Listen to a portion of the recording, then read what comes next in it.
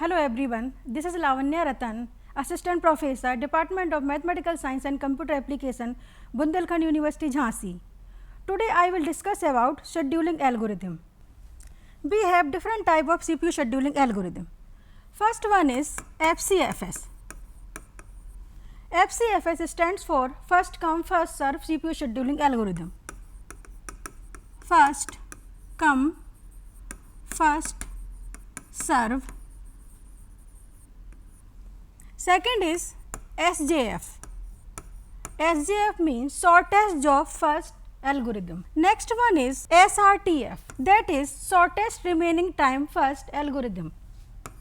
Next is HRTF, it means highest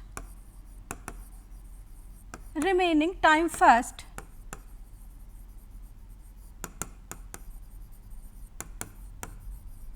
algorithm. Next is RR. RR stands for round robin algorithm. Round robin. Round robin. I will discuss about first come first serve CPU scheduling algorithm. First come first serve का मतलब है जो process हमारी ready queue में पहले आएगी CPU सबसे पहले उसको एग्जीक्यूट करेगा. इसका दूसरा पॉइंट है ये बाय नेचर इसका जो मोड होता है that is the non pre-emptive. हमारे पास दो टाइप की CPU शेड्यूलिंग एल्गोरिदम होती है. मैं आपको बता दूं, सबसे पहले होता है मेरे पास नॉन प्रीएम्प्टिव और सेकंड इज प्रीएम्प्टिव. तो हमारा जो FCFS होता है इसका जो नेचर होता है वो होता है आपका नॉन प्रीएम्प्टिव. यहाँ पे नॉन प्रीएम्प्टिव का मतलब क्या होता है मैं आपको बता दूं. नॉन प्रीएम्प्टिव मीन्स सपोज हमारे पास P1 P2 there are two process in main memory. Suppose P1 has burst time 10 ms. P1 एक प्रोसेस है जिसका कि बस टाइम हमारे पास कितना है 10 ms है. तो अगर CPU P1 प्रोसेस को एग्जीक्यूट करेगा तो जितना इसका बस टाइम है 10 ms वो फुल इसको एग्जीक्यूट करेगा.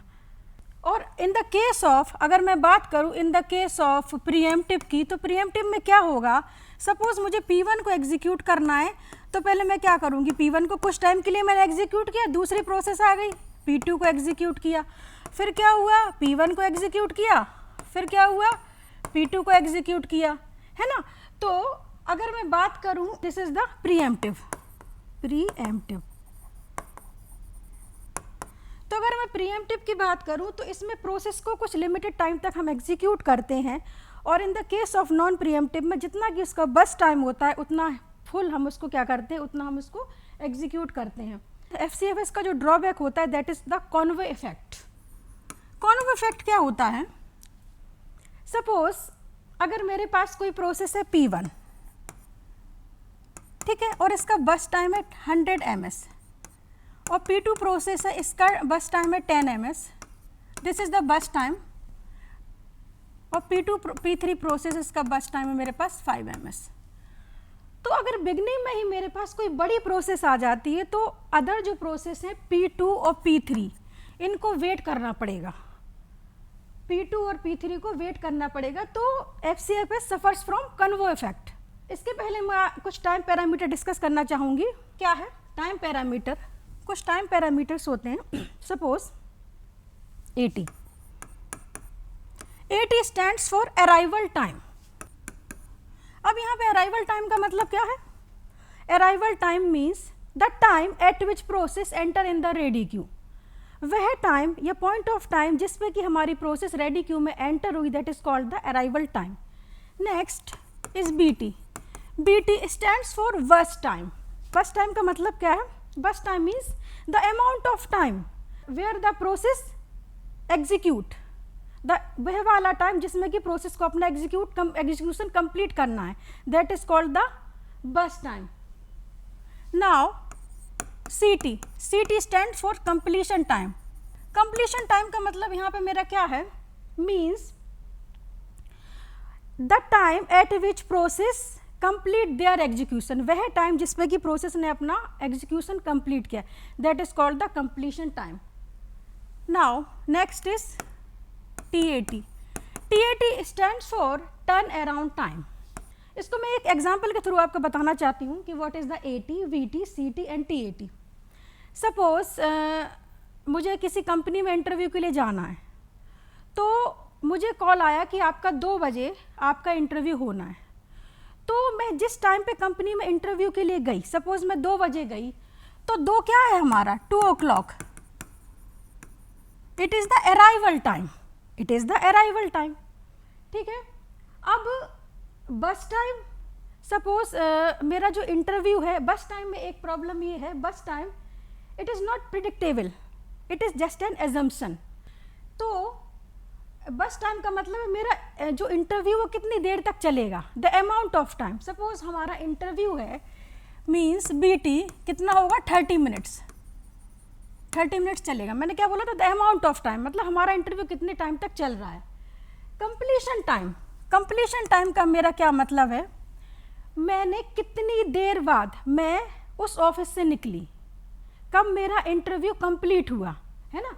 सपोज मैं 2 बजे ऑफिस पहुंची, कंपनी को ऑफिस पहुंची, और 3 बजे मैंने क्या किया, मेरा इंटरव्यू कंप्लीट हुआ, फिनिश हुआ 3 बजे. तो यहाँ पे AT मेरा 2, BT 30 मिनट्स और CT क्या है मेरा 3. अब नाउ मैं बात करती हूँ turn around time.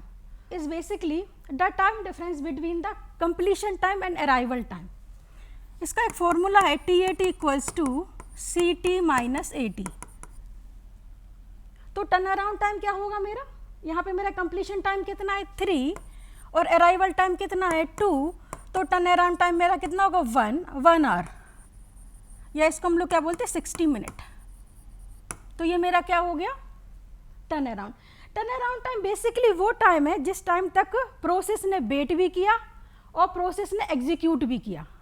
Process waiting for the CPU and execute, this is called the turn around time. Now next is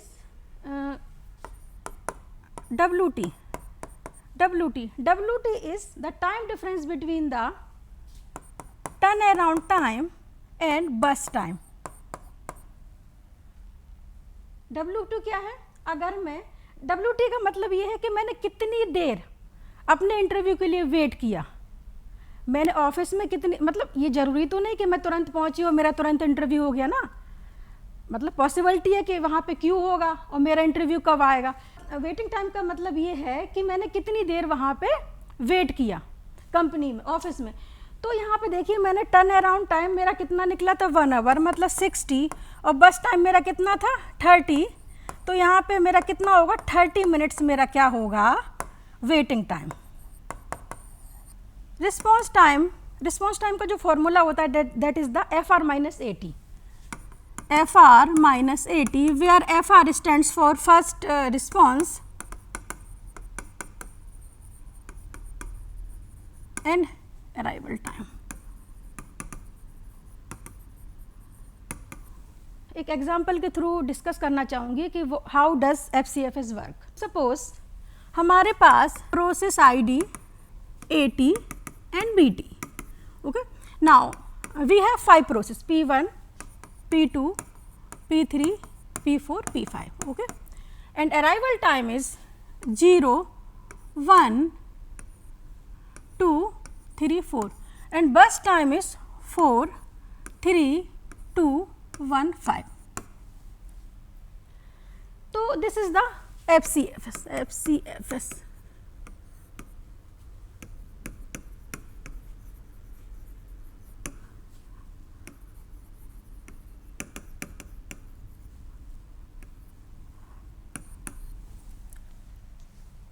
तो इसका FCFS का जो क्राइटेरिया होता है that is the arrival time. Criteria it is 80 and इसका जो mode होता है वो होता है आपका नॉन प्रीएम्प्टिव.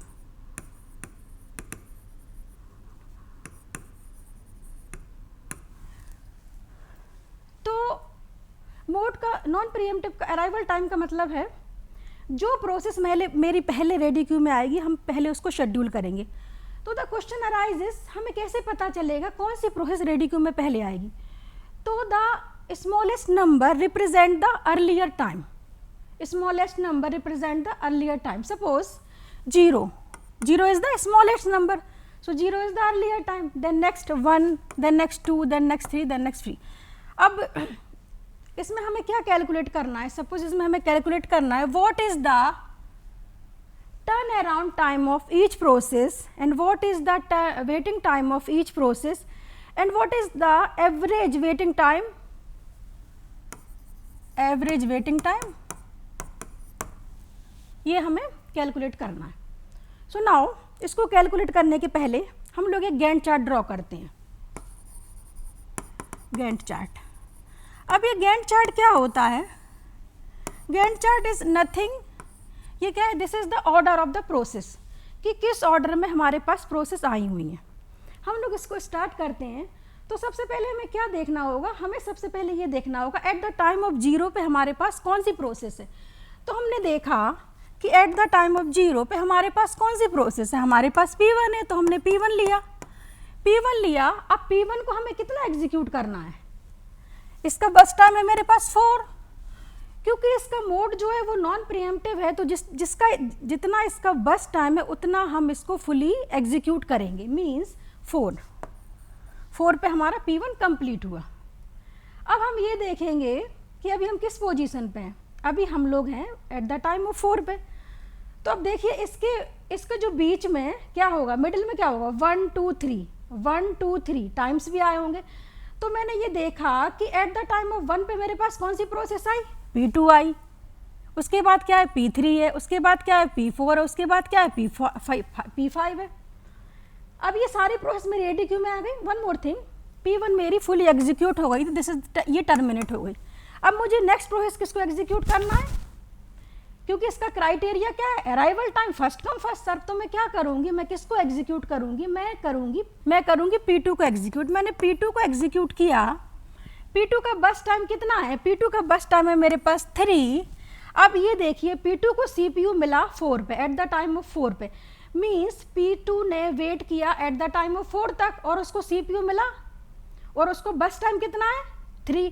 तो 4 + 3 ये क्या होगा आपका? 7. तो 7 क्या होगा आपका? 7 जो होगा वो होगा आपका completion time of process P2.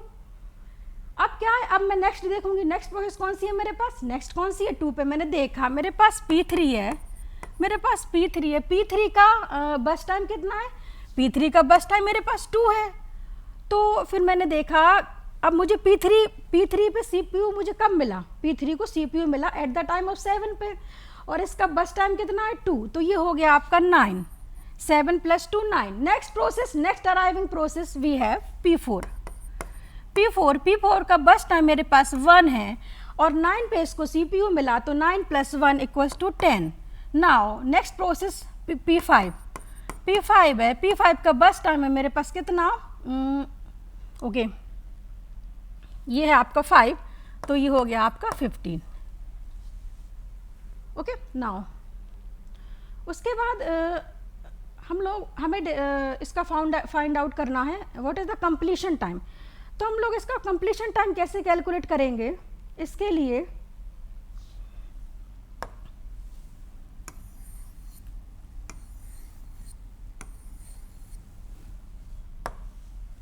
Completion time देखिए, कंप्लीशन टाइम लोग कैसे निकालते हैं? This is the CT, this is the T. हमें क्या करना है? हमें प्रोसेस के राइट में देखना है. मीन्स हमने देखा P1 कंप्लीट कब हुई? P1 कंप्लीट हुई 4 पे, P2 कंप्लीट हुआ 7 पे, P3 कंप्लीट हुआ 9 पे, P4 कंप्लीट हुआ 10 पे और P5 कंप्लीट हुआ 15 पे. तो these are the completion time of process, है ना. देखिए P1 कंप्लीट हुआ P4 पे, P2 कंप्लीट हुआ 7 पे, P3 9, P4 10 और P5 15. तो these are the completion time of each process. Now calculate the turn around time. तो टर्न अराउंड टाइम के लिए मैंने एक फॉर्मूला डिस्कस किया था. टर्न अराउंड टाइम का जो फॉर्मूला होता है that is the CT - AT, है ना. CT - AT. तो हमारे पास CT की वैल्यू ये है और AT क्या है? ये है. तो हमें क्या करना है? This minus this. तो मैंने क्या किया? 4 - 0 is 4, 7 - 1 is 6, 9 - 2 is 7 और है ना, ये 10 माइनस 3 ये क्या हो गया आपका, दिस इज द 7 और ये हो गया 15 minus 4 this is the 11. So these are the value of turn around time. Now what is the waiting time. So waiting time का जो हमारे पास फॉर्मूला है, वेटिंग टाइम मीन्स क्या था इसका, TAT minus BT means this minus this.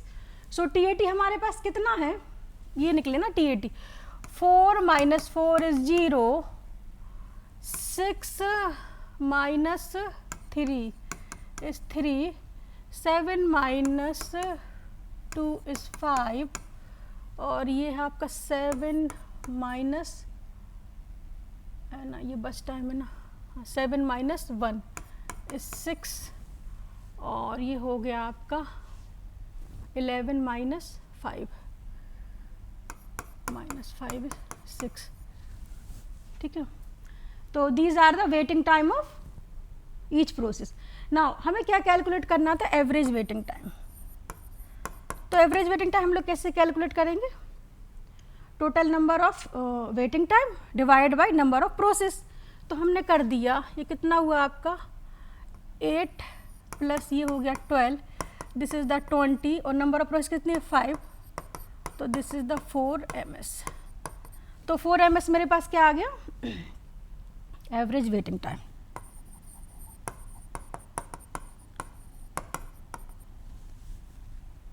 तो ये मेरे पास एवरेज वेटिंग टाइम आ गया. अब नेक्स्ट क्वेश्चन था, what is the turn around time of each process. तो वो कैसे, देखिए P1 का टर्न अराउंड टाइम कितना है 4 है, P2 का 6, P3 का 7, P4 7, these are the turn around time of each process. So अब मैं एक नेक्स्ट एग्जांपल आपको बताना चाहूँगी. सपोज मेरे पास FCFS का ही है एग्जांपल 2. एग्जांपल 2 मैंने लिया, तो मेरे पास है प्रोसेस ID AT और BT, है ना. प्रोसेस ID मैंने क्या लिया, P1, P2 और P3. ये मैंने लिया 0, 3 और 6 और 2, 1, 3. अब इसमें मुझे कैलकुलेट करना है क्या, what is the efficiency of the system and what is the inefficiency of the system. कि CPU की एफिशिएंसी क्या है और CPU कितनी देर तक एफिशिएंट होगा और CPU कितने टाइम तक आइडल होगा. तो उसके लिए मुझे क्या करना होगा, सबसे पहले तो वही है, हम लोग गैंट चार्ट को ड्रॉ करेंगे. तो मैंने गैंट चार्ट लिया, ठीक है, मैंने गैंट चार्ट लिया. एट द टाइम ऑफ 0 पे मैंने देखा, सबसे पहले मैंने एट द टाइम ऑफ 0 पे देखा. तो 0 पे कौन सी प्रोसेस है मेरे पास, P1 है, मैंने P1 लिया. P1 को मुझे कितना एग्जीक्यूट करना है 2, तो मैंने 2 तक एग्जीक्यूट किया. 2 तक मैंने एग्जीक्यूट किया, ठीक है. अब मैंने देखा कि एट द टाइम ऑफ 2 पे मेरे पास कोई प्रोसेस नहीं है, क्योंकि नेक्स्ट जो अराइविंग प्रोसेस है वो P2 वो 3 टाइम पे है और P3 जो है वो 6 टाइम पे है. तो मैंने क्या किया कि नेक्स्ट अराइविंग प्रोसेस को मैंने देखा. नेक्स्ट अराइविंग प्रोसेस मेरे पास कितने टाइम तक है, 3 टाइम तक. तो मुझे 1 सेकेंड तक, 1 मिली सेकेंड तक मुझे क्या करना होगा, CPU को आइडल रखना होगा. CPU को मैंने आइडल रखा. अब मेरे पास नेक्स्ट अराइविंग प्रोसेस किस पे आ गई, 3 पे. तो 3 पे मेरे पास कौन सी आई, P2 है. P2 को कितना एग्जीक्यूट करना है, P2 को एग्जीक्यूट करना है 1. तो ये 3 + 1, 3 तक तो उसने वेट किया. फिर ये कितना है आपका, ये हो गया आपका 4. अब एट द टाइम, अब मैंने ये देखा एट द टाइम ऑफ 4 पे मेरे पास कोई प्रोसेस है क्या रेडी क्यू में. एट द टाइम ऑफ 4 पे मेरे पास कोई प्रोसेस नहीं है. ये दोनों तो टर्मिनेट हो गई हैं, है ना, फुली एग्जीक्यूट हो गई हैं. तो एट द टाइम ऑफ 4 पे मेरे पास कोई प्रोसेस ही नहीं है. तो फिर मैं नेक्स्ट अराइविंग प्रोसेस देखूंगी कि वो किस टाइम पे अराइव हुई है. तो मैंने देखा मेरे पास नेक्स्ट प्रोसेस अराइव हुई एट द टाइम ऑफ 6 पे. तो मुझे क्या करना होगा, 2 यूनिट तक CPU को आइडल रखना होगा, 6 तक मैंने किया. अब नेक्स्ट प्रोसेस मेरे पास कौन सी है, P3, और इसका बस टाइम कितना है 3. तो 6 पे इसको CPU मिला, 3 + 6 + 3 this is the 9. So we calculate the what is the efficiency and what is the inefficiency of the system. तो तो यहाँ पे मैंने देखा कि 2 से 3 के बीच तक मेरा CPU आइडल रहा और 4 से 6 तक भी मेरा CPU आइडल रहा। तो अगर मैं इसकी एफिशिएंसी कैलकुलेट करूँ तो एफिशिएंसी मेरी क्या होगी? देखिए, this is the 1 and this is the 2, तो 1 + 2 यानी कि 3/9, तो this is the 1/3, this is the inefficiency of the system,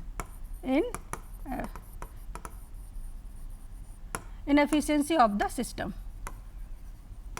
now efficiency of the system क्या होगी मेरे पास? एफिशिएंसी का मतलब है हमने CPU को कितने टाइम तक यूज़ किया।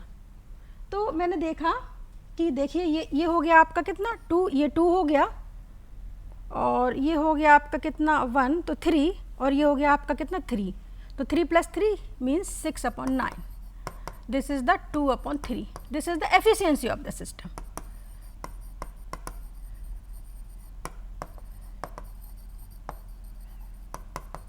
Now, what is the completion time of these process? So, CT हमारे पास क्या होगा? हमने P1 का देखा, P1 का है 2, P2 का है हमारे पास 4, P3 का हमारे पास 9. This is the completion time of the process. Now, calculate the TAT. TAT equals to क्या होगा? CT minus AT. ठीक है, CT क्या है? This, AT this. तो 2 - 0 is 2, 4 - 3 is 1, और 9 - 6 is 3. So these are the TAT. Now waiting time equals to TAT minus BT. TAT कहाँ है मेरे पास? हाँ, तो TAT कहाँ है मेरे पास? TAT, these are the TAT, these are the bus time. So 2 - 2 is 0, है ना, 1 - 1 is 0, and 3 - 3 is 0. So these are the turnaround time of each process and waiting time of each process. तो आज हमने समझा कि how does the FCFS work, and next lecture I will discuss about shortage of fast scheduling algorithm. So thank you everyone.